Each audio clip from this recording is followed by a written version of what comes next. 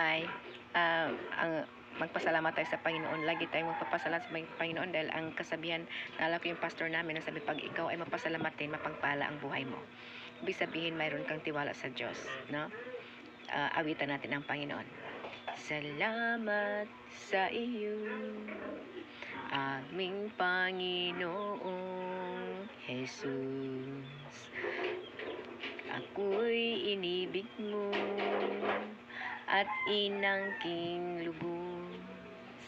Ang tanging alay ko sa iyo, aking Ama.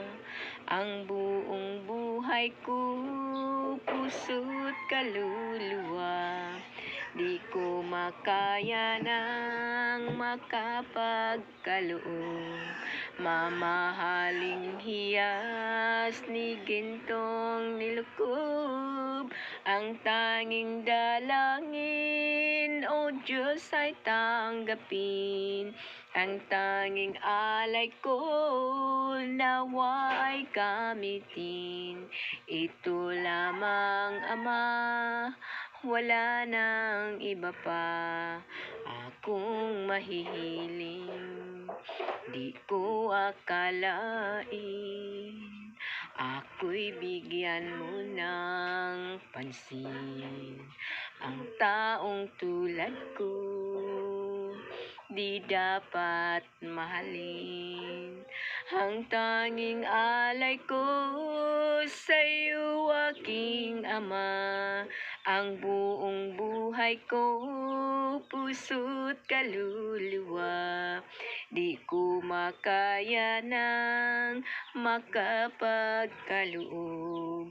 Mamahaling hiyas ni gintong nilukob. Ang tanging dalangin, O Diyos, ay tanggapin. Ang tanging alay ko, nawa ay gamitin. Ito lamang, Ama, wala nang iba pa akong mahihiling, no? Napakasarap talaga pag tayo lumapit sa Panginoon at tinatanggap niya yung dala nating offering. Kasi hindi tayo tatanggapin ng Panginoon ang ating offering kung mayroong tayong something inside of our hearts. No, kung mayroon tayong laman ng ating puso, yung mga masamang laman ng ating puso, kailangan ito'y tanggalin muna. Yung ang ganda kasi ang ganda kasing lumapit sa Panginoon, yung malinis ba ang ating puso. Madali nating mahanap ang presensya ng Diyos. Pero kung mayroon tayong mga grievous heart, unforgiveness, or whatever things inside of our hearts is not pleasing to the Lord, andoon talaga na hindi natin mahanap ang presensya ng Diyos. Kung tayo ay, kaya sabi niya, kung ikaw mag-o-offer ng gift sa altar ng Diyos, ibaba mo muna yung gift mo, puntahan mo muna yung tao na nagkaroon ka ng yung nagkaroon ka ng something wrong to him or her. Puntahan mo na siya at makipag-reconcile ka doon at yung makipag-ayos, kung maayos na bumalik ka doon at saka mag-offer, then the Lord will accept your offer. So, your offering.